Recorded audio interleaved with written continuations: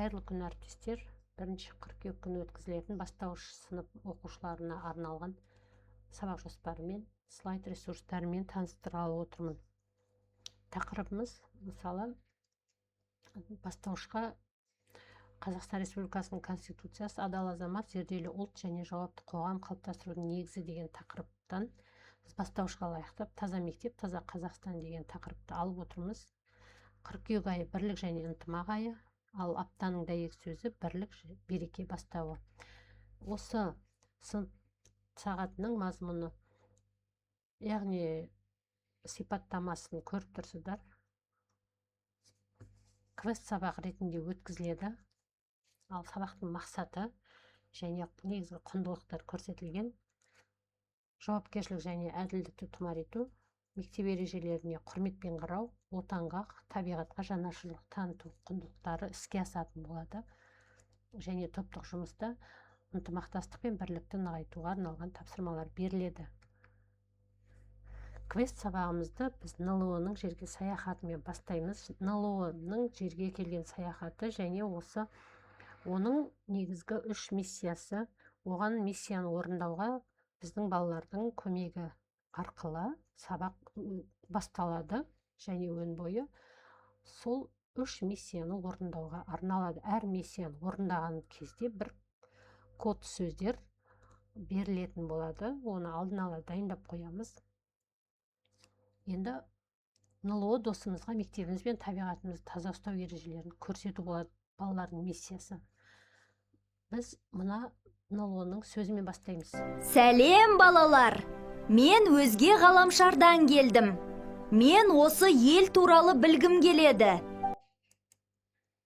Демек, біз бірінші миссиямызды орындауға кірісеміз. Құқық па әлде міндет пе? Мұғалім балаларға жаңа Конституцияның қабылданған мерзімі және жалпы қысқаша заң туралы, құқық міндеттер туралы сипаттамалар айтып өтеді, таныстырып өтеді. Одан кейін балалар осы өзінің құқығы мен міндеттерін түсінгендігін дәлелдеу мақсатында әр оқушы мұндай карточкаларды алдын ала таратады.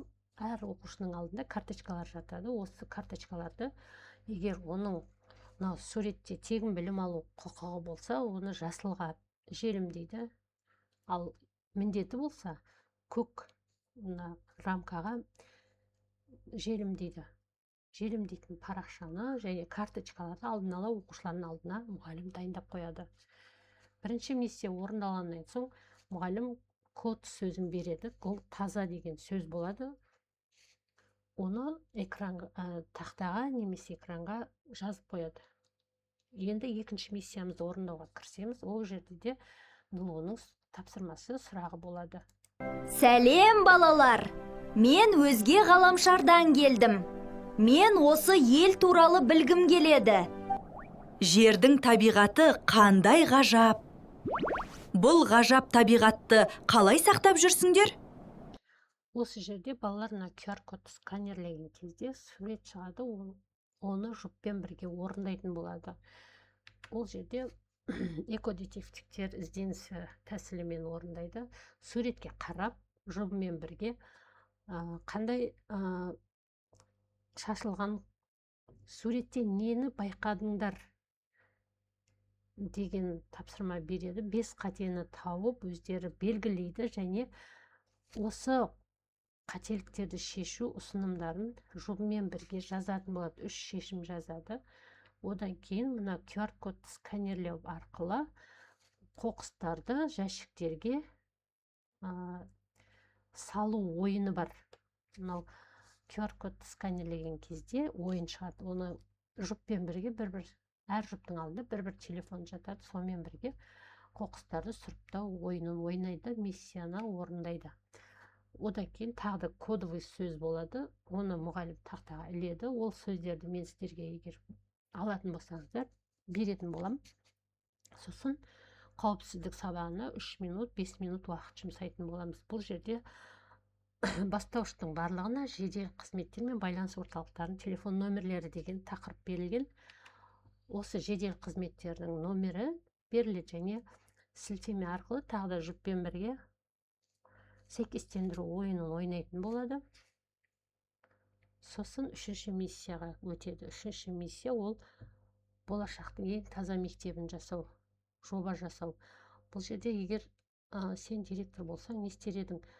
Бірінші, екінші сыныптарға біз суреттермен береміз. Суреттерді алып жапсыратын болады. Мен мысалы суды үнемдеймін, қоқыс түсіріп жаңағы роботтарын жасаймын деген сияқты өздерінің ойын 3-4 сыныптар жазады, ал бірінші, екінші сыныптар суреттерін жапсырады.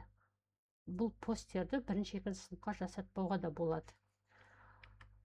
Сонымен үшінші миссияда да бір сөз берілді. Ол бірінші миссияда алған сөздер таза, екінші миссияда мектеп, үшінші миссия орындаған кезде Қазақстан деген сөзді алды. Осы үш сөзден бір сөйлем құрастырады. Таза мектеп болса, таза Қазақстан болады. Демек, біз әр мектептегі әрбір тазалыққа жасаған қадамымыз бұл бүкіл елдің тазалығына қосқан үлесіміз екенін айтып, сабақты аяқтайтын болады. Сонымен рефлексия кезінде оқушыларды шеңберге тұрғызып, осылай қолдарын бір-біріне достық ықыласын білдіріп және ант айтқызады. Мен елімнің адал, білімді, тәртіпті азаматы боламын. Мен сыныбымды ауламды таза ұстаймын. Мен отанға адал қызмет етемін.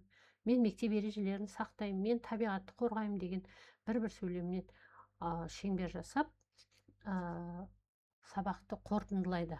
Осы жерде ол өзінің ойын айтып, сендер адал азамат екенсіңдер, жарайсыңдар. Мен өз ғаламшарыма аттанамын. Сау саламатта болыңдар. Қазақстан туралы өте жақсы оймен пікір қалыптасып, басқа ғаламшардағы достарымызға біздің қандай азамат екенімізді жеткізетін болды деген сөйлемдермен сабағымызды аяқтайтын боламыз. Құрметті әріптестер, осы сынып сағатының жоспары және толық ресурстары жасалды. Егер осы жоспар және ресурстар қажет болып жатса, міне ресурстар, байланысқа шығыңыздар. Біз осы сабақты және ресурстардың барлығын өзіміздің тобымызда отырған мұғалімдерге тегін беретін боламыз. Ал аламын деуші мұғалімдер болса, жекеге хабарласыңыздар.